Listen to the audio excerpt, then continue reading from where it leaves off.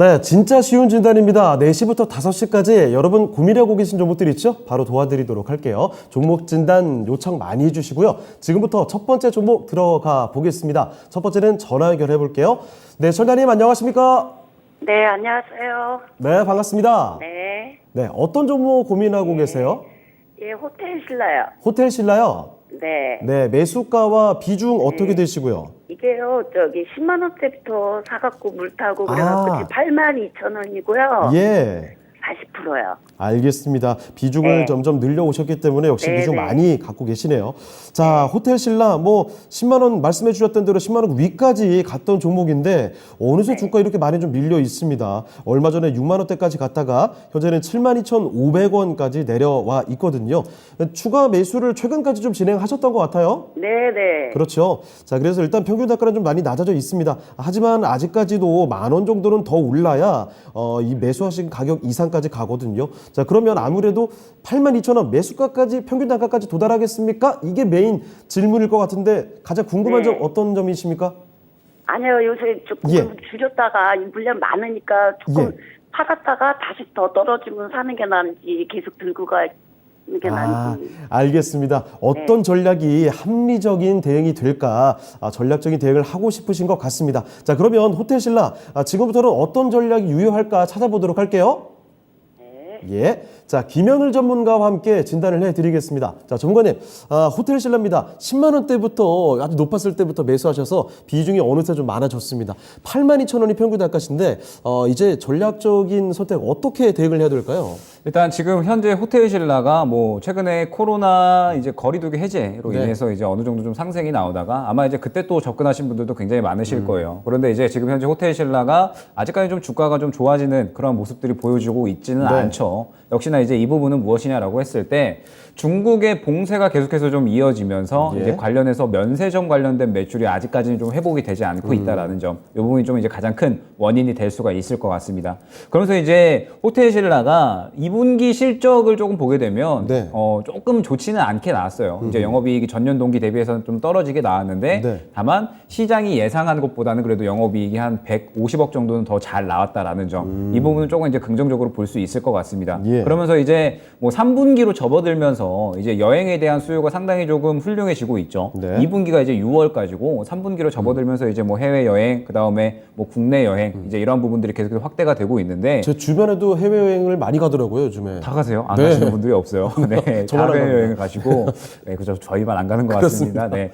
어찌됐든, 지금 현재 호텔 신라 같은 경우에 이러한 이제 여행 수요가 점차적으로 회복이 되고 있는데, 네. 최근에 코로나가 다시 한번 이제 확진세가 좀 이어지게 되면서, 국내 여행에 대한 수요가 이제 조금 높아졌죠. 해외 네. 여행 가야지 했다가 코로나가 조금 심해지니까, 그냥 국내 여행으로 가자 해가지고, 그렇죠. 국내 호캉스로도 즐기시는 분들도 굉장히 많아지신 걸로 알고 있습니다. 네. 그래서 이제 호텔 수요가 상당히 높아지면서 호텔 실적 부분이 또 흑자 전환을 해줬다라는 점, 이러한 부분도 상당히 좀 긍정적이다라고 볼 수가 있을 것 같은데 네. 본격적인 실적 회복은 좀 하반기가 되지 않을까라고 보여져요. 왜냐하면 해외 여행에 대한 수요가 사실 이번 3분기부터 조금 이제 완화가 되기 시작하거든요.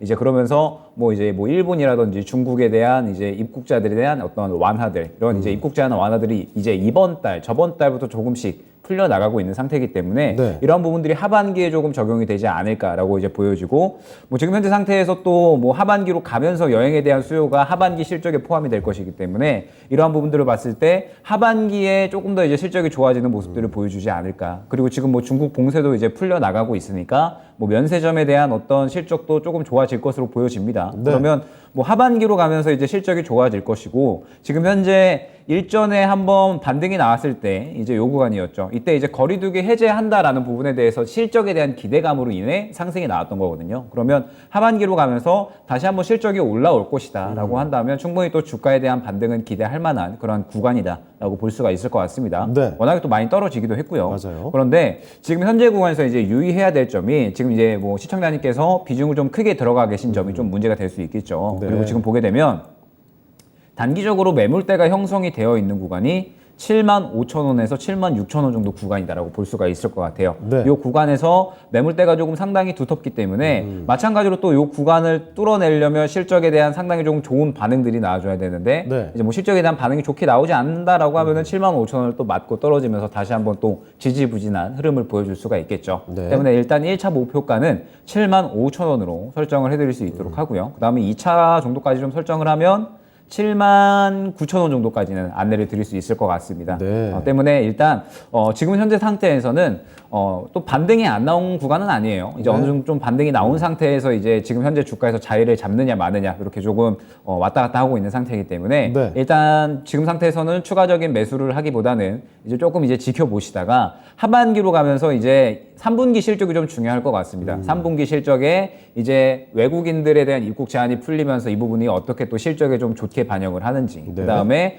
중국의 봉쇄가 풀리면서 면세점 매출이 또 어떻게 올라오는지 이 부분에 대해서 좀 지켜보시면서 3분기 실적이 좀 훌륭하게 나온다라고 하면은 지금 이제 저점을 어느 정도 확보를 하고 충분히 좀 상승이 나올 수 있는 구간을 만들어낼 수 있다라고 보여주고, 그러면 이제 1차적인 구간이 75,000원, 2차적인 구간이 78,500원, 79,000원 요 정도가 될 것 같습니다. 네. 때문에 일단 목표가를 이 정도로 이제 좀 설정을 하고요. 일단 지금 상태에서 뭐 말씀 주셨듯이 비중이 조금 많이 들어가 계십니다. 그리고 이제 비중을 좀 어느 정도 덜어내시고 싶으신 것 같기 때문에 그 정도 구간에서 일단 반등이 나오게 되면 한 차례 좀 정리를 하고 가는 게 맞을 것 같아요. 네. 한 차례 이제 비중을 축소를 해주시고 뭐 말씀 주셨듯이 한 번 또 눌려주는 구간이 나올 겁니다. 눌려주게 되면 실적은 좋아지는데 오히려 또 주가는 눌려주는 구간이라 다시 한번 또 싸게 살 수 있는 구간이 또 올 수가 있겠죠. 네. 때문에 향후에 눌리는 구간을 좀 다시 한번 노려볼 필요가 있을 것 같고, 지금 현재 구간에서는 추가적인 대응은 하지 않은 채 1차 목표 75,000원, 2차 목표 한 78,500원 정도 잡고 그 정도 구간이 오게 되면은 일단 비중 축소하는 쪽으로 전략을 잡고 가시면 수익이 완전히 조금 회복이 되지는 않아도 그래도 어느 정도 네. 만회는 가능하지 않을까 여겨집니다. 알겠습니다. 자, 시청자님 역시 말씀해 주셨던 대로 계속 그냥 마냥 기다리기보다는 이렇게 비중 조절을 해가면서 기다리는 게 유효한 전략이 될 것 같습니다. 자, 그래서요 일단은 75,000원 그리고 79,000원 이 두 가지 가격을 기억을 해두세요. 그 정도 가격이 되게 되면 거기서는 비중을 좀 줄여가는 구간이 될 것 같고요. 자, 그리고 조금 더 눌렸을 때 다시 한번 좀 비중을 늘려가는 구간이 나타날 수 있으니까 일단 75,000원과 79,000원 구간에서 비중 줄이자 이 지점을 기억해 두시면 될 것 같습니다. 참고되셨습니까? 네. 네, 알겠습니다. 감사합니다. 지켜보시다가 이게 생각대로 잘 안 된다 싶으시면 나중에 한 번 더 연락 주세요. 예. 네. 감사합니다. 네, 저녁 잘 보내시길 바랍니다. 네. 네. 자, 이렇게 첫 번째 전화 종목 진단해봤습니다. 호텔 신라 살펴드렸고요. 자, 첫 번째 종목을 뒤로 하고 그러면 이번에는 두 번째 종목으로 가보겠습니다. 자, 두 번째는 유튜브에서 찾아볼까요? 자, 챔피온님께서 보내주신 종목인데, 휴스틸 갖고 계시네요. 철강 종목들 중에서도 최근에 이 종목 굉장히 강했던 종목으로 기억을 하거든요. 매수 가격이 그런데 6,210원에 20%입니다. 그러면 어제 아니면 오늘 들어가신 거예요? 자, 지금 오늘 종가가 5,890원에 나왔는데 사연을 좀 읽어드리도록 하겠습니다. 챔피언님께서 목표가 그리고 대응 전략 부탁드립니다 하셨는데요. 어제 사셨군요. 어제 직전 물량 수익 실현 후 재진입했습니다. 향후 추이를 부탁드립니다. 원래 가지고 계셨다가 어제 새로 진입을 했다라는 말씀. 자, 그러면 이렇게 주가가 급등세가 최근 나왔는데 여기서 추가적으로 더 강한 상승이 좀 나올 수 있을까? 기대감 가져봐도 괜찮은 걸까? 한번 알아보도록 하겠습니다. 자, 이정호 전문가와 함께 진단해 볼게요. 자, 이정호 전문가님, 휴스틸입니다. 이 종목이 급등세가 나왔는데 여기서 한번 더 치고 갈 수 있겠습니까? 이 종목이 먼저 올랐던 이유를 좀 살펴봐야 됩니다. 이 종목이 올랐던 이유는 미국의 중국의 관세 철폐 이슈로 인해서 올랐었는데 왜 관세 철폐를 하려고 하냐? 트럼프 때 이 중국이랑 무역 정쟁을 일으키면서 이게 인플레이션 요소 때문에 미국의 물가가 올랐다라고 바이든은 판단을 했습니다. 네. 그거 관련해가지고 이제는 관세를 철폐하면은 미국의 인플레이션이나 이런 부분을 좀 더 나아질 수 있겠다 생각을 하고 있는데 예. 저는 약간 이게 정치적 이슈도 있고 약간 맞물리는 부분도 있어가지고 약간 테마성이 짙다라고 말씀을 해드리고 싶어요. 요즘에 대만 때문에 미국과 중국 사이가 안 좋으니까. 네, 맞습니다. 네. 네, 지금 되게 긍정적으로 나오고 있습니다. 미국 예. 같은 경우에 지금 인플레이션이 제일 화두라서 그 부분을 어느 정도 해소하기 위해서 이런 정책까지도 펼치려고 하는데 이번 하원 의장이 대만에 방문하면서 예. 약간 다시 한번 무역 갈등이 생기는 거 아니냐 약간 이런 이슈까지도 나오고 있기 때문에 네. 이 부분에 관련해 가지고는 조금 더 좀 위험한 자리다. 지금 예. 진입가가 너무 높기도 하고 좀 약간 위험하다라고 말씀을 해드리고 싶어요. 네. 지금 같은 경우에는 어떻게 본다면 이번 이슈가 나올 때 8월 12일 날 상한가까지 갔던 모습세가 나왔는데 네. 그 다음에 그 대신 이 상한가 갔던 자리를 안 깨주고 있습니다. 종가상으로. 네. 이건 어떻게 보면 긍정적인 모습이다라고 말씀을 해드리고 싶지만 지금 가격대가 거의 상한가 근접했던 부분입니다. 이 가격대가 떨어진다라면 그 다음 가격대는 이 기준봉의 중심값 정도 부분인데 이 부분이 5일선이랑도 또 맞물려집니다. 그래가지고 손절가는 생각보다 너무 깊다. 여기서 추가적인 상승세나 이런 부분은 더 나와봤자 윗꼬리 정도밖에 안 나오고 있다. 라고 생각이 들고 네. 이 휘스텔이 근본적으로 하는 게 배관 쪽 사업을 주로 많이 하고 있습니다. 우리가 알다시피 뭐 가스관 뭐 이런 이슈, 러시아 가스관 증설이나 이런 이슈가 나올 때도 그 테마로 불어서 좀 휘스텔이 상승했던 모습세가 있는데 지금은 이제 러시아가 우크라이나 전쟁으로 인해서 약간 가스 건설이나 이런 테마는 다시 붙을 일은 없고 관세 철폐로만 올라야 된다는 부분밖에 없다라고 보고 있습니다. 그럴 걸 봤을 때 지금은 약간 위험한 자리다. 그래서 저는 내일 시가에 어느 정도 상승 탄력이 붙어준다라면 들고 가는 전략이 괜찮다라고 말씀을 해드리고 싶고 네. 만약에 내일 종가상 이 상한가 자리 이 자리를 깨준다면 저는 손절까지도 생각을 해볼 필요가 있다라고 말씀을 해드리고 싶어요. 네. 지금 자리는 상당히 위험한 자리다라고 말씀을 해드리고 싶어요. 여기서 다시 올라간다라면 네. 다시 차트는 다시 만들어지면서 이뻐지는 자리입니다. 근데 네. 그런 경우보다 이런 이슈 테마성 이슈는 언제 어떻게 바뀔지가 모른다는 게 제일 크다라고 말씀을 해드리고 맞아요, 싶어요. 맞아요. 네. 그래가지고 이런 종목 같은 경우는 비중 20% 정도보다는 한 5%에서 10% 정도, 5% 정도 들어가서 네. 떨어질 때마다 사면 더 이득입니다. 네. 어차피 이 관세 철폐나 이런 부분은 한번 얘기가 나왔던 부분은 인플레이션 우려 때문에 철폐할 수 있는 유력하다고 저는 생각이 드는데, 네. 근데 지금 떨어질 때 현금이 없다라면 나중에 대응을 못한다라고 저는 생각을 해요. 예. 그래서 지금은 제일 좋은 방법은 내일 시가의 비중을 절반 정도 덜어내시고 좀 어느 정도 떨어졌을 때 이 부분에서 다시 한번 모아가는 전략이 좀 유효하다라고 말씀을 해드리고 싶습니다. 네. 모아가는 가격대는 5,200원 정도 가격대고 목표가는 전고점이었던 라인. 이 라인 6,800원까지 한번 노려보시는 것도 괜찮다라고 말씀해드리고 싶어요. 알겠습니다. 자, 휴스틸 단기적으로 너무 급등세가 연출이 됐죠. 자, 일단 이런 테마적인 움직임 때문에 좀 위험한 자리이기도 합니다. 자, 그래서 내일 시가와 종가를 좀 섬세하게 체크를 해 보시면서 발빠른 대응이 필요할 것 같습니다. 자, 그런데 일단 지금 비중이 20%로 많이 있어요. 자, 그렇기 때문에 비중을 줄여놔야 됩니다. 내일 시가 바로 장 시작하자마자 절반 정도 비중을 줄여놓고 대응을 하시고요. 비중을 다시 늘리시려거든 한 5,200원 정도까지 오게 되면 그때 비중 한번 늘려보시는 걸 고민해 보시고 그 이후에는 6,800원 정도까지 바라보실 수가 있겠습니다. 아무쪼록 잘 대응해 나가시길 바랍니다. 자, 챔피언님의 휴스틸 진단을 도와드렸습니다. 자, 그리고 다시 다음 종목으로 가보겠는데요. 이번에도 유튜브에서 찾아봤습니다. 이번에는요, 치즈룸님께서 보내주신 종목이네요. 자, 게임으로 또 가볼까요? 룽투 코리아 나왔습니다. 이 종목이 뭐 한번 갈 때 정말 시원하게 가는 종목인데 5,800원에 비중만 많지는 않으시고요. 6% 가지고 계십니다. 지금 비중은 뭐 적으시고 매수하신 가격이 5,800원인데 현재 주가가 4,800원이에요. 오늘장도 4%가 넘게 내려갔습니다. 최근에 5,900원까지 8월 초에 갔었다가 그 이후로 좀 내려왔거든요. 아마 이때 들어가신 거라면은 매수하시자마자 계속 떨어진 격이죠. 자, 룽투코리아. 치즈룸님께서 게임주 너무 어려워요 라는 말씀과 함께 지금 진단 요청을 해주셨습니다. 네, 게임주 어렵죠. 워낙에 급등과 급락을 반복하는 종목들이기 때문에 쉽지가 않은데 앞으로 어떻게 좀 봐야 될까요? 게임주 룽투코리아 살펴보겠습니다. 자, 김영훈 전문가님, 룽투코리아입니다. 이 종목 갈 때는 정말 시원하게 가는데 이렇게 내려올 때 또 많이 내려옵니다. 자, 앞으로 좀 어떻게 대처를 하면 좋을지 살펴주시죠. 네, 일단 룽투코리아 같은 경우에도 GS나 대성에너지처럼 네. 이제 굉장히 좀 개인이 대응하기 힘든 그런 이제 종목군에 좀 속하지 않을까 네. 보여져요. 워낙에 이제 등락이 조금 심한 종목이고, 그렇죠. 이제 모회사가 중국사입니다. 이제 중국 자본이 조금 이제 들어와 있는 그런 종목이기 때문에 제가 이제 경험상 중국 자본이 들어와 있는 종목들은 상당히 좀 대응이 어려웠던 경우가 굉장히 많았거든요. 네. 때문에 이제 룽투코리아 같은 경우에도 항상 이제 볼 때마다 갈 때는 세게 움직이는데 또 내릴 때는 가차없이 또 세게 내리는 종목이 또 룽투코리아가 맞아요. 아닌가 싶습니다. 그래서 최근에 이제 게임주들의 이 반등의 흐름을 보게 되면 사실상 1분기, 2분기에는 실적이 안 좋았는데 이제 하반기로 가면서 실적이 회복될 것이다 라는 기대감이 좀 잘 작용을 한 것이거든요. 그래서 전체적인 종목들이 이제 뭐 안 좋았던 부분들은 다 반영을 하고 그 다음에 하반기에 신작이 나오면서 이러한 부분들이 이제 실적이 다시 한번 회복이 되는데 일조를 하지 않을까 이러한 기대감이 좀 작용을 했다라고 볼 수가 있을 것 같은데 네. 룽투코리아도 신작에 대한 기대감이 최근에 조금 있었죠. 이제 블레스 글로벌, 뭐 블레스 이터널 같은 이러한 신작들이 이제 나오면서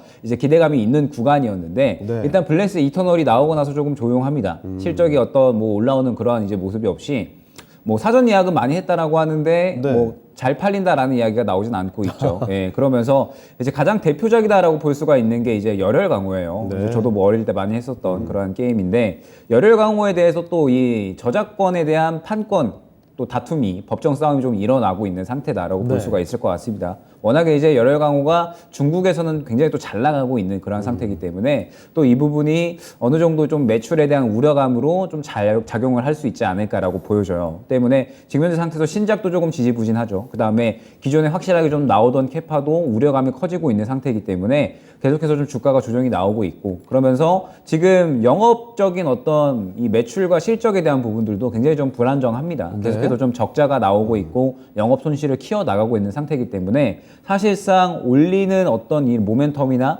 혹은 이제 올릴 만한 이슈보다는 떨어질 만한 어떤 이슈가 지금 상태에서는 더욱더 많다라고 이제 봐야겠죠. 때문에 지금 현재 상태에서는 뭐 결과적으로 나중에 신작에 대한 어떤 기대감이 올라올 때 대응을 하는 게 좀 가장 중요하다라고 볼 수가 있을 것 같은데 뭐 다행히 비중은 조금 적으시기 때문에 일단 조금 여유롭게 보실 수는 있을 것 같습니다. 때문에 일단 대응 구간을 조금 설정을 해드린다라고 하면 일단은 저점이 대략 한 4,400원 근처 구간에서 확인이 됩니다. 기본적으로 4,400원 정도까지 떨어지게 되면 항상 이제 어느 정도는 올라와주는 그런 모습을 많이 보여줬었던 종목이에요. 네. 그러면서 이제 오늘 갭으로 이제 떨어지기는 했지만 결과적으로는 그래도 저가에서 물량을 좀 담아가는 모습들이 보여줬기 때문에 뭐 이 정도 근처 구간에서는 그래도 자리를 잡아주려는 그런 이제 모습을 보여주지 않을까라고 보여집니다. 네. 때문에 일단 지금 현재 상태에서 뭐 마찬가지로 뭐 추가 매수를 대응을 한다라든지 아직까지는 좀 리스크가 있는 구간이에요. 지금은 네. 현재 호재보다는 악재가 조금 더 많은 상태이기 때문에 이 악재를 반영하고 있는 그런 구간이다라고 보셔야 됩니다. 때문에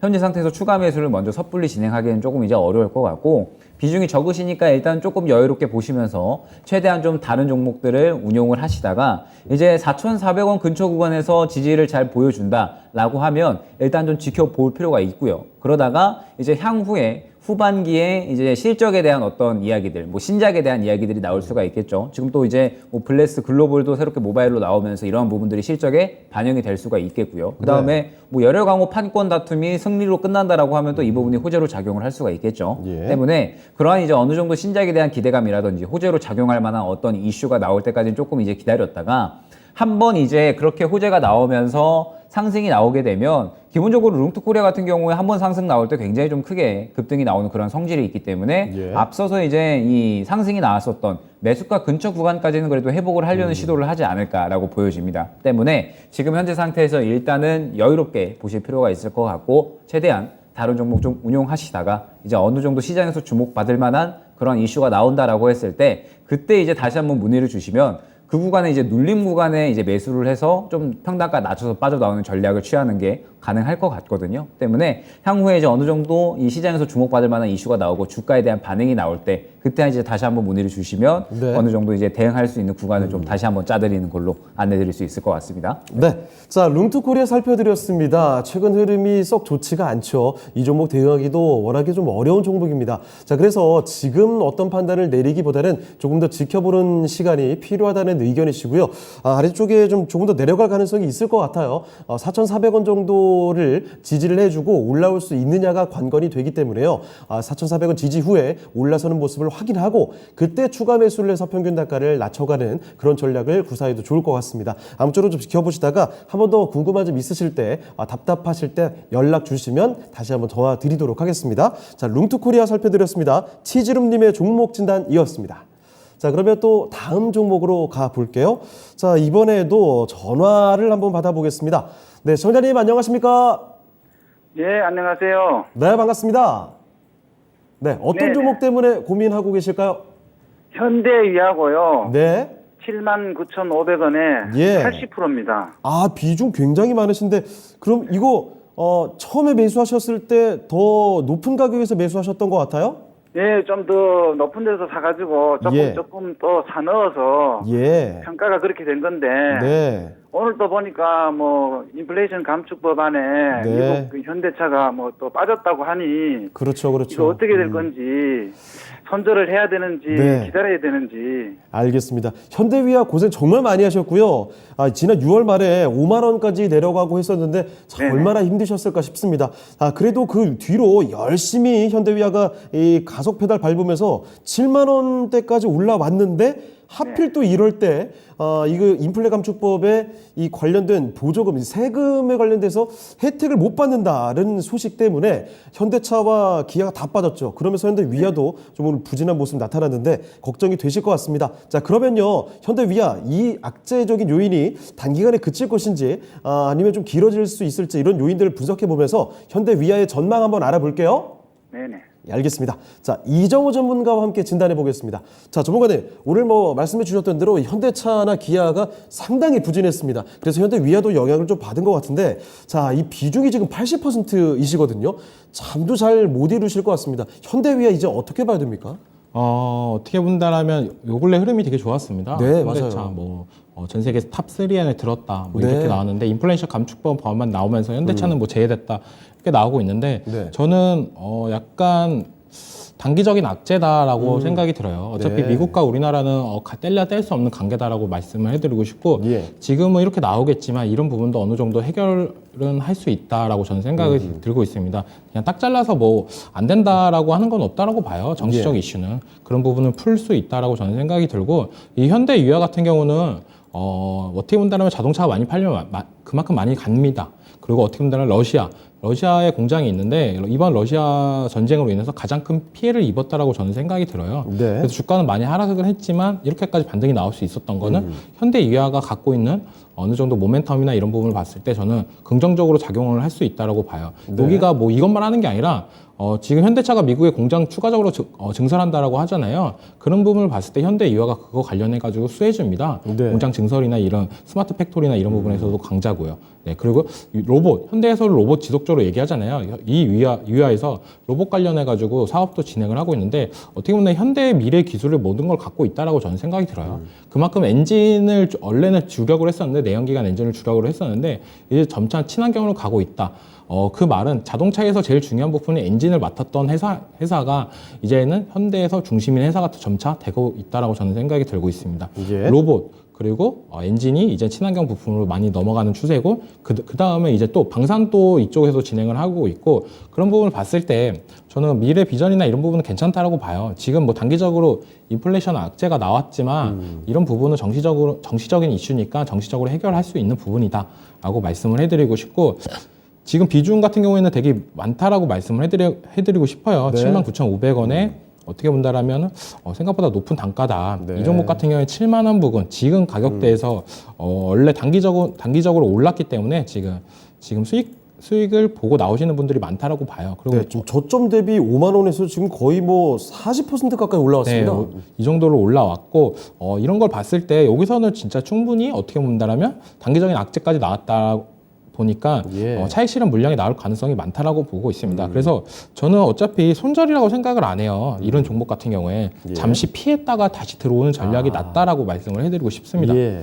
이 종목 같은 경우에는 지금 5일선, 11선이 기술적으로 모아져 있고 이제 그 다음에 뭐 21선까지도 떨어질 확률이 높은데 오늘 악재 포함해가지고 생각보다 주가 방어는 잘했다라고 생각은 해요. 네. 이 정도면 거의 뭐 한 마이너스 5% 정도? 고가 대비 5% 정도 하락세였는데 이 정도면 방어는 잘했다. 어떻게 보면 이걸로 이때까지 나왔던 인플레이션 악재가 해소되는 건 아니냐 이런 부분이 나올 수도 있겠지만 대형주 같은 경우는 악재도 천천히 갑니다. 그런 경우를 봤을 때 지금 69,000원을 이탈한다라면 저는 좀 약간 잠깐 피했다가 네. 다시 들어오는 전략이 좀 위험하다라고 말씀해드리고 싶어요. 네. 왜냐하면 그러니까 전체적인 물량을 다 정리하지 마시고요. 지금 비중이 80% 정도니까 40% 정도는 69,000원에 약간 손절을 했다가 다시 좀 떨어졌을 때 21평선 이쪽 가격대에서 다시 모아가는 전략이 낫지 않을까. 여기서부터 다시 40%를 들어가는 게 아니라 이때부터 10% 정도로 들어갑니다. 네. 2,000원 간격으로 10% 정도로 들어가면서 분할 매수로 들어간 다음에 다시 물량을 확보하시는 전략이 낫지 않을까라고 말씀을 해드리고 싶고, 절대 뭐 이렇게 이슈가 나왔다라고 해서 이런 부분이 뭐 현대약재 크게 악재라고 저는 생각을 안 합니다. 네. 왜냐하면 언제나 대형주는 악재 속에서 그때가 돌이켜 본다라면 그때가 기회였어요. 네. 그러니까 이 현대유아가 뭐 근본 없는 주식도 아니고 네. 저는 진짜 탄탄한 주식이라고 생각을 하고 있기 때문에 네. 비중은 많지만 이번에서 대응만 잘한다라면 평단가를 좀 낮추는 전략이 되지 않을까라고 생각을 들고 네. 진입가 부근에서 올라왔을 경우에 비중은 거의 절반 정도 덜어내시고 그 다음에 목표가는 9만 원 부근. 9만 원 오. 부분까지는 가능하다고 보는데 네. 생각보다 시간은 많이 걸릴 거라고 보고 있습니다. 네. 지금 어떻게 본다면 현대의 정성기다라고 저는 생각이 들어요. 왜냐하면 현대가 지금 탑3까지도 진입했다라고 하는데 현대기아가 탑3까지 진입했다라고 하는데 여기서 탑 2등까지 갈 수 있나? 약간 이렇게 생각을 한다면 또 의문이 듭니다. 네. 도요타, 폭스바겐이 견제하고 있기 때문에 굉장히 강하죠. 네, 굉장히 강합니다. 글로벌적으로 봤을 때 그것까지는 힘들 것 같다는 느낌 들고, 그러니까 어느 정도 어떻게 본다면 이 주가의 정성기다. 근데 하지만 전기차 시장으로 돌아가면서 다시 한번 재평가를 받을 수 있는 부분도 있기 때문에 네. 저는 목표가는 9만 원까지라고 말씀해드리고 싶습니다. 네, 알겠습니다. 자, 소장님 일단 걱정 많이 하고 계시는데 이 종목 손실 볼 종목은 아닌 것 같아요. 지금 악재가 불거지는 거 크게 너무 신경 쓰지 마시고 단기적으로 마무리가 될 수 있습니다. 다만 목표 주가는 9만 원까지 보시되 말씀드렸다시피 단기적으로 흔들릴 수 있거든요. 만약에 6만 9천 원 그 아래까지 내려가게 되면 그때는 한 절반 정도 비중 잠깐 줄여 놓으셨다가 잠깐 피해 버렸다가 다시 조금 낮았을 때 새로 접근을 하는 방법도 가능할 것 같습니다. 답변 되셨습니까? 예, 그럼 6만 9천 원까지는 기다렸다가 네. 그 밑으로 가면은 이제 한 반쯤은 덜 자는 거죠. 그렇죠. 그리고 조금 더 낮아졌을 때 새로 들어가자라는 의견이시네요. 네, 감사합니다. 네, 참고해 보시고 꼭 수익 보고 나오시길 바랍니다. 네, 들어가세요. 감사합니다. 네, 네. 네, 이렇게 해서 종목 진단 받아봤습니다. 속 시원한 전략, 대응 방안이 되셨길 바라고요. 자, 이렇게 현대 위아 살펴드렸습니다. 다행이네요. 현대차를 비롯해서 오늘 자동차가 많이 흔들리다 보니까 이 자동차 이제 좋게 봤는데 이거 어떻게 된 거야? 놀라신 분들 많이 계시죠? 아무쪼록 방금 진단 내용이 많은 분들께 답변이 되셨으면 좋겠습니다. 자, 이렇게 전화 종목 진단해봤고요. 다음 종목으로 넘어가 보겠습니다. 자, 이번에는 유튜브 통해서 나비아님께서 보내주신 종목인데요. 자, 이쥐 살펴보겠습니다. 자, 이쥐 13,100원에 5%, 이번에는 비중이 반대로 굉장히 좀 적네요. 자, 목표가와 추가 매수 여부 궁금합니다 라고 말씀해 주셨는데 현재 주가가 1,100원입니다. 주가가 조금 많이 빠져 있죠. 13,100원에 비해서. 그러면 목표 주가 어디까지 바라볼 수 있을지, 그리고 지금 추가 매수가 가능할지 조금씩 올라오는 모습 나타나고 있거든요. 자, 그래서 확인해 보도록 하겠습니다. 자, 김영걸 전문가님, 자, 이쥐 갖고 계시는데요. 이 목표 주가와 함께 지금 추가 매수해도 괜찮을지도 살펴주시죠. 네, 일단 이쥐 같은 경우에 이제 뭐 대표적으로 LFP 관련돼서 이제 좀 수혜를 받았었던 종목입니다. 네. 지금 이제 이쥐 같은 경우에 이 산화철 이제 관련된 기업이다라고 볼 수 있을 것 같고, 이제 세계 고급 산화철 관련해서는 점유율 1위를 보유를 하고 있는 기업입니다. 네. 그러면서 이제 중국에서 이 LFP 배터리를 좀 본격적으로 개발을 한다라고 이제 이야기를 했죠. 그러면서 지금 이 LFP 배터리 쪽에 상당히 좀 힘을 쏟고 있고, 그리고 지금 현재 원래 이제 원가 압박이 상당히 심했었던 부분에 대해서 LFP 배터리가 대체가 될 수 있다. 당연히 원가가 좀 상대적으로 싸기 때문에 예. 이런 부분들이 좀 LFP 배터리가 대체가 될 수 있다라는 부분에 의해서 이제 LFP 배터리 관련된 종목들이 또 상당히 크게 상승이 나왔었죠. 때문에 이쥐 같은 경우에도 관련돼서 이제 상당히 좀 크게 거래가 활발하게 됐었고 상승이 좀 많이 나왔었던 그런 종목이다라고 볼 수 있었을 것 같은데, 네. 지금 이 산화철이 가격이 이제 그래서 많이 올랐었죠. 올해 이제 많이 올랐었고, 이지도 같이 수혜를 보지 않을까 했었지만 결론적으로 산화철이 올랐는데도 불구하고 돈을 못 벌고 있는 상태입니다. 지금 현재 실적을 보게 되면 지금 현재 실적표인데 네. 분기별로 이제 봤을 때 회사가 2021년 2분기부터 해서 계속해서 영업이익이 줄어들고 매출이 줄어들고 있는 모습을 확인을 할 수가 있죠. 그러면서 이제 올해 1분기에는 영업 손실이 조금 이제 생겼습니다. 때문에 지금 현재 상태에서 결과적으로 돈을 못 벌고 있는 상태고, 그러면서 LFP 배터리에 대한 부분도 지금 현재 전체적으로 2차 전지에 대한 부분들 원가 압박이 이제 슬슬 어느 정도는 좀 덜어지고 있는 상태이기 때문에 네. 조금은 이야기가 좀 쑥 들어간 상태죠. 때문에 지금 현재 상태에서 이지가 어느 정도 수혜를 받지 못하고 계속적으로 좀 주가가 지지부진한 그런 형태를 보여주고 있지 않나라고 보여집니다. 때문에 지금 현재 상태에서 이제 추가 매수에 대한 부분을 조금 이제 말씀을 주셨는데, 추가 매수는 조금 리스크가 있지 않을까라고 보여져요. 지금 네. 현재 보시게 되면 어느 정도 저가를 확보를 해줬다가 반등이 나오기는 나왔는데 이 구간을 또 돌파를 해주지 못하고 지금 추세가 꺾이는 모습을 보여줬죠. 네. 결론적으로 5일선을 이탈을 했고, 그 다음에 현재 60일선도 지금 이탈을 할랑말랑 하고 있는 상태예요. 지금 현재 구간을 이탈을 하게 되면 결론적으로는 다시 한번 9,000원대까지 조정이 나올 수가 있다라는 뜻이 됩니다. 그러면 지금 현재 추세가 하락한 구간이니까 굳이 여기서 추가 매수를 할 필요는 없다라고 보여지거든요. 때문에 이지 같은 경우에는 일단은 어느 정도는 좀 지켜봐야 되는 또 마찬가지의 구간이 아닌가라고 보여집니다. 결과적으로 종목이 올라오려면 실적이 잘 올라와 주던지, 혹은 뭐 LFP 배터리 관련해서 어떤 뭐 이슈가 나와 주던지, 혹은 뭐 산화철 관련해서 이슈가 나와 주던지, 이렇게 좀 시장에서 주목을 받을 수 있는 어떠한 이야기들이 나와줘야 되는데, 아직까지는 그러한 부분들이 보여주지 않은 상태에서 시장에서 주목도 받고 있지 못하기 때문에 예. 주가가 뭐 확실하게 좀 올라오기에는 아직까지는 힘들다라고 볼 수가 있을 것 같거든요. 네. 때문에 지금 현재 추가 매수에 대한 메리트는 아직까지는 없다라고 보여집니다. 다행히 뭐 비중은 그렇게 크지 않으시기 때문에 일단은 다른 종목을 좀 최대한 좀 굴려주시는 게 좋지 않을까라고 보여지고, 지금 현재 상태에서 어느 정도 조정을 조금 염두를 해주셔야 됩니다. 말씀드렸듯이 현재 이 10,000원 구간을 이탈을 하게 되면 9,000원 초반대까지는 주가가 또 열려 있다라고 봐야 돼요. 그러면 예. 9,000원 초반대에서 어느 정도 좀 지지를 보여주는지를 확인을 하고, 그 다음에 이후에 시장에서 주목을 할 때 그때 이제 추가 매수를 해줘야 되는데, 그 구간을 조금 기다리기에는 시간이 조금 이제 걸릴 수가 있겠죠. 때문에 이제 두 가지 선택지가 있을 것 같은데, 비중이 그렇게 크지 않으시니까 일단 좀 지켜보는 방법이 있습니다. 조금 이제 지켜보시면서 이제 어느 정도 이 시장에서 주목받을 만한 이슈들이 나올 때, 그때 이제 수급이 좀 들어가기 시작하면 추가 매수를 하는 방법이 있고, 지금 현재 이지가 올해 이제 또 다시 영업 손실을 기록을 했잖아요. 예. 그러면서 이제 실적이 계속해서 좀 좋지 않아지고 있는 그런 모습들을 보여주고 있기 때문에 지금 현재 실적 상황을 봤을 때 조금 불안하다라고 하신다면 10,000원 구간을 이탈을 했을 때 비중이 그렇게 크지 않으시지만 추가적으로 비중을 좀 더 덜어주시는 방법이 있을 수가 있을 것 같습니다. 네. 말씀드렸듯이 시장이 지금 굉장히 조금 활발하게 돌아가고 있고, 굉장히 좀 치고 빠지는 형태의 매매가 활발히 또 이루어지고 있기 때문에 한 종목에 굳이 좀 얽매여 있을 필요는 없다라고 말씀을 드리고 싶어요. 네. 때문에 이지 같은 경우에 일단 10,000원 구간 좀 주요한 지지 라인으로 좀 지켜보셔야 될 것 같고, 이탈 시에는 저는 비중 축소 나쁘지 않다라고 보여집니다. 네. 물론 이제 어느 정도의 손실은 좀 생길 수가 있겠지만 추가적인 손실을 막고자 하는 부분이고, 이제 기회비용을 좀 챙기자는 이제 그런 관점이니까 비중을 조금 더 줄여서 차라리 좀 다른 종목 쪽에 비중을 더 실어서 들어가면 수익적인 부분은 충분히 좀 만회가 될 수 있지 않을까라고 보여지고, 이지가 올라오기 위해서는 필연적으로 이제 어느 정도의 좀 시장이 주목해줄 만한 이슈가 필요하다라는 점, 그리고 그 이슈가 나올 때까지 시간이 좀 걸릴 수가 있기 때문에 그 시간을 기다리기보다는 다른 종목 쪽에 조금 더 집중을 하는 편이 낫지 않을까라고 보여집니다. 다만 이제 혹시나 현재 구간을 이탈을 하지 않고 반등이 나오게 된다라고 했을 때에는 크게 좀 노린다라기보다는 11,000원 정도까지만 조금 반등가를 노리시길 추천을 드리고, 마찬가지로 그 정도 구간이 오게 되면 앞서서 또 매물대가 굉장히 좀 두텁기 때문에 그 정도 구간에서 좀 정리를 하시는 쪽으로 잡아가시면 그래도 손실 만회하는 데에 가장 좀 적절하지 않을까 보여집니다. 네. 자, 이렇게 해서 나비아님의 이주익까지 종목 진단을 도와드렸습니다. 저희 뭐 지금 프로그램 진행 중에도 종목 진단 신청을 계속 받고 있습니다. 여러분 채팅창뿐만이 아닙니다. 전화로도 신청 많이 해주시죠. 02-325-8200으로 전화 주시면 됩니다. 여러분의 전화 항상 기다리고 있다는 점 말씀을 드리겠고요. 자, 그러면 또 다음 종목 진단으로 가보도록 할게요.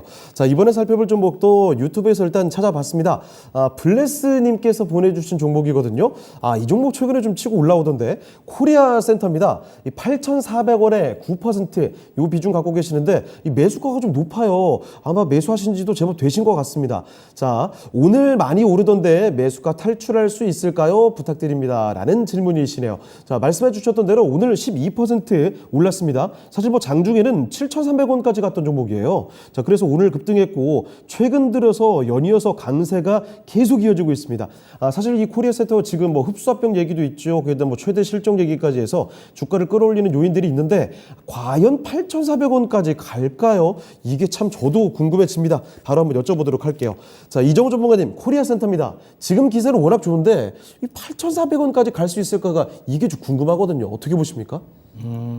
오늘 이슈가 나왔던 게 다나 합병 이슈 때문에 네. 나왔습니다. 이 코리아센터가 어떻게 보면 쇼핑몰 구축이나 이런 부분에서 강세도 보이고 이름처럼 코리아센터, 물류센터나 이런 부분도 운영을 계속적으로 하고 있습니다. 예. 다나는 원래 종속회사였었는데 이 회사를 이제 합병을 통해서 월 2천만 원의 데이터를 어느 정도 갖고 있다라고 보는데 요즘 점차 미래화 사회로 갈수록 이 DB, 고객 DB나 이런 부분이 가장 가치가 높다라고 저는 생각이 들어요.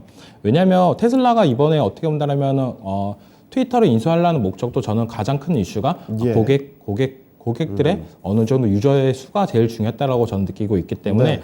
근데 코리아센터가 이렇게 합병을 하면 어떻게 본다면 거대 월 2천만에 되는데 이 수치가 어떻게 본다면 배달의 민족 그리고 네이버 뭐 네. 이쪽이랑도 어떻게 견줄 수가 있는 오. 그 정도로 파급력이 커지는 겁니다. 엄청난 거네요. 네, 그래가지고 저는 더욱더 어떻게 본다면 더 괜찮은 회사가 되어가고 있다라고 말씀을 해드리고 싶어요. 네. 근데 지금 진입가가 8,400원인 점이 좀 높다라고 말씀을 해드리고 싶은데 잘 버텼다라고 말씀을 해드리고 싶어요. 반대로는. 예. 왜냐면 이렇게 반등세가 나왔고 어느 정도 거래량이 터지면서 시장의 이슈는 받고 있다. 그리고 우리가 합병을 한다라고 하면 합병이 뭐지? 라고 생각할 수가 있는데 가장 얼마 전에 합병했던 회사를 떠올릴 수가 있습니다. 넷게임즈랑 넥슨 GT가 합병을 하면서 넥슨 게임즈라고 만들어졌는데 네. 그러면서 합병 이후로도 어느 정도 주가는 잘 가고 있는 모양새도 나오고 있습니다. 맞아요. 합병을 하는 이유는 가장 큰 거는 어떻게 본다라면 약간 업무적인 부분에서 로스나 이런 부분을 더 어느 정도 결정이나 이런 부분을 빨리빨리 하겠다라는 건데 네. 어떻게, 긍정적으로 봤을 때는 더 회사가 좋아지려고 하는 이유가 가장 크다라고 보고 있어요.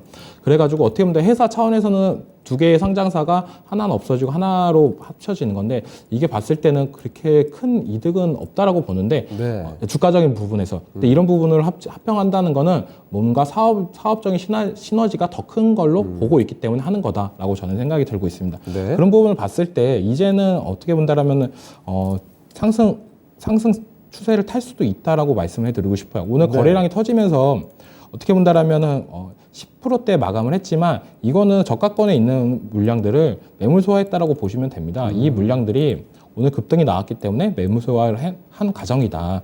그리고 딱 매물대에 걸쳤잖아요. 지금 가격대. 네. 이런 부분을 봤을 때 이 종목 같은 경우에 꾸준히 우상향만 지속을 된다라면 저는 그 진입가까지는 무난하게 올라갈 것 같고 진입가 다음 구상을 해야 된다고 생각을 해요. 네. 뭐 다나와나 코리아센터 원래 합병하는 종목들 중에는 한 종목만 좀 더 유난히 더 부가격을 받을 경우가 더 많습니다. 네. 그런 부분을 어떻게 파악을 한다면 주가가 이런 이슈가 나오고 나서 한 3일 정도 거래가 된다면 코리아센터는 뭐 3% 올라가는데 다나 같은 경우에는 막 5% 올라갈 때가 있어요. 그러면은 시장에서는 다나가 더 합병에 더 시너지를 받구나 그런 부분이 날 수가 있기 때문에 네. 거기서 골라서 타는 게 더 낫다라고 생각이 들고 있습니다. 어차피 주식이 합병되면은 한 종목으로 합쳐지기 때문에 그런 부분을 좀 노려서 갈아타는 전략도 괜찮다. 어차피 시간 지나서 합병이 된다라면 종목은 한 종목으로 바뀌기 때문에 예. 그런 전략도 유효하다라고 말씀을 해드리고 싶고 목표가는 지금 가격에서 8,400원인데 이거는 저는 충분히 10,000원 까지는 갈 것 같고 예. 10,000원 부분까지 기다린다라면 매물대가 또 겹쳐 있습니다. 네. 그래가지고 이쪽 매물대 구간인 이쪽에서는 어느 정도 더는 게 낫다라고 보고 있기 때문에 네. 9,500원 부분부터는 이제 분할 매도 들어가시면 되겠습니다. 네, 알겠습니다.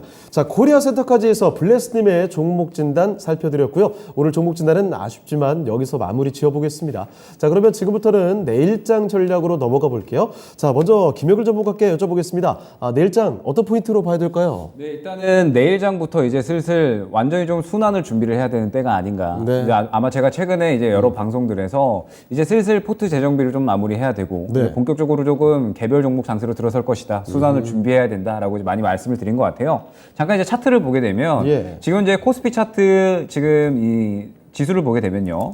이제 어느 정도 저항 구간에 좀 도달을 했죠. 이제 사람들이 좀 많이 예측을 하고 전문가들이 많이 예측을 하던 2600 근처 구간에서 슬슬 이제 저항 매물대에 도달을 했다라고 볼 수가 있을 것 같습니다. 그러면서 이제 오늘까지 좀 조정이 나오고 있는 상태인데 일단 조정은 추가적으로 나올 수가 있겠죠. 약 한 2400 중반대 정도까지는 추가적으로 조정이 나올 수가 있을 것 같고 그러면서 대형주에 쏠렸던 수급들이 점차적으로 이제 중소형주 쪽으로 어느 정도 좀 수급이 몰려가 주면서 순환이 좀 본격적으로 돌아주는 그런 구간이 나와주지 않을까라고 이제 보고 있습니다. 네. 그러면서 이제 뭐 말씀드렸듯이 치고 빠지는 매매가 굉장히 좀 활발하고 있기 때문에 좀 긴장해서 좀 매매를 좀 진행을 해야 되는 구간이다라고 보여져요. 다만 그만큼 또 빠르게 이 여러 가지 섹터들이 순환이 나오기 때문에 수익을 볼 수 있는 종목군들은 또 굉장히 많아지겠죠. 때문에 현재 상태에서 굉장히 좀 발빠르게 대응을 할 만한 그런 이제 구간이다라고 이제 보여주고 그러면서 이제 뭐 항상 이제 많이 강조를 드리지만 시장에서 또 결과적으로 가장 잘 가는 종목들은 수급주입니다. 수급이 잘 들어가는 종목들이 시장을 이겨내고 결과적으로는 이제 상승을 잘 보여주기 때문에 오늘 뭐 GS나 대성에너지 같은 그런 이제 천연가스 관련주들이나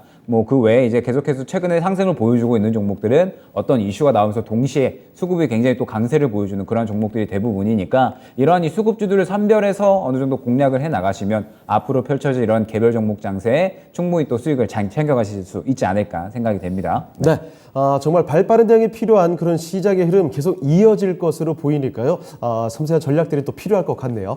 자, 그러면 이번에는 이정호 전문가께도 여쭤보겠습니다. 전문가께서는 내일장 전략 어떤 포인트 잡고 계실까요? 오늘 새벽에 이제 FOMC 의사록이 공개됩니다. 네. 이것 때문에 약간 미국 장이나 우리나라 장이나 약간 눈치 보기 장세가 지속됐다라고 저는 생각이 드는데 네. 결과에 따라서 뭐 시장이 하방을 갈지 상방에 갈지 정해진다라고 볼 수 있는데 저는 상방 쪽이 좀 더 유력하지 않나라고 생각이 들고 있어요. 네. 왜냐면 어차피 나왔던 이슈고 이런 부분을 다시 의사록 공개한다라고 해서 뭐 바뀌는 부분은 그게 그렇게 크지 않다라고 말씀을 해드리고 싶고 네. 그리고 만약에 어느 정도 하락세 안 좋은 분위기가 나온다라면 2,500선 코스피 기준 2,500선을 지지해주는 여부를 좀 더 관전 포인트로 볼 수 있다라고 생각이 들어요. 2,500을 지지하고 어느 정도 있다가 2차 목표가는 2,600을 많이 보시는 분들이 많다라고 보는데 마디가니까요. 중요 마디가. 근데 2,500선이 지금 코스피 기준으로 11선까지도 언착돼 있는 부분이다. 이 부분이 어떻게 보면 이번 주에서 가장 중요 포인트가 되지 않을까라고 저는 보고 있고 이 포인트를 잘 지켜준다라면 코스피 2,600까지도 무난하게 올라갈 수 있다라고 보고 있습니다. 그리고 코로나가 지속적으로 어느 정도 증가 추세가 다시 되고 있어요. 그런 부분에 있어서 코로나 확진자나 이런 부분을 본다라면 당일 단타 종목으로 어느 정도 코로나 관련주들을 할 수 있는 부분도 나올 수 있다라고 보고 있기 때문에 확진자 증가 추이를 어느 정도 체크할 필요는 있다라고 말씀해드리고 싶습니다. 네, 알겠습니다. 자, 이렇게 이정호 전문가의 내일장 전략까지 살펴드렸고요. 사실 더 많은 이야기를 들어볼 수 있는 기회가 열려 있습니다. 전문가님, 공개 방송 있으시죠? 네, 방송 끝나고 5시 15분부터 진행을 하고요.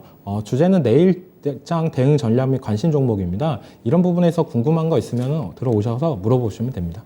네, 알겠습니다. 자, 이정호 전문가와 함께 할 수 있는 공개 방송입니다. 바로 방송 끝나고요. 5시 15분부터 이어집니다. 내일장 주요 관심 종목들이 어떤 종목일까 궁금하시죠? 함께 하시면서 같이 그 종목들 체크해 가시면 좋겠습니다. 자, 이정호 전문가의 공개 방송까지 말씀을 드렸고요. 두 분은 여기서 보내드리도록 하겠습니다. 오늘 두 분 말씀 고맙습니다. 네, 진짜 쉬운 진단 시간 여기서 오늘은 마치도록 하겠습니다.